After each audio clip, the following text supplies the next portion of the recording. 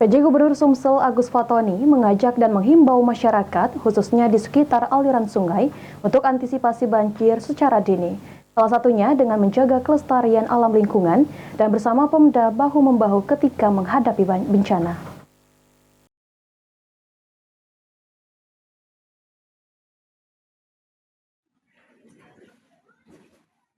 PJ Gubernur Sumsel Agus Fatoni mengajak dan menghimbau masyarakat khususnya di sekitar aliran sungai untuk antisipasi banjir secara dini, salah satunya dengan menjaga kelestarian alam lingkungan.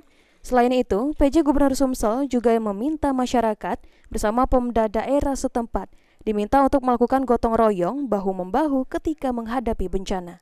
Jangan sampai ada aliran yang tersumbat, kelola sampah dengan baik, hindari membangun rumah di pinggir sungai, buat sumur resapan, dan lakukan reboisasi pohon setelah menebang pohon.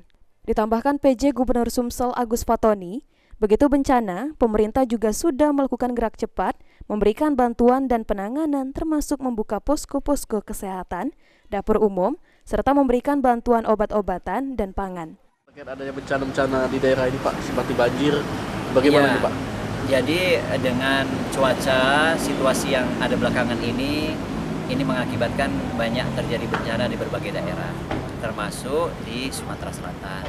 Langkah-langkah antisipasi sudah kita lakukan, termasuk langkah-langkah penanganan. Jadi ini bencana ini langganan tiap tahun. Lokasinya juga biasanya terjadi di tempat yang sama. Langkah-langkah antisipasi sudah kita lakukan, kemudian begitu ada bencana langsung kita gerak cepat untuk memberikan bantuan dan juga memberikan penanganan, termasuk penampungan, pengungsian, memberikan makanan, pakaian, dan juga upaya-upaya lain. Kita buka posko, buka dapur umum, buka juga posko kesehatan dan lain. Untuk upaya pencegahannya Pak, supaya tidak terulang lagi. Aji Delia, PAL TV.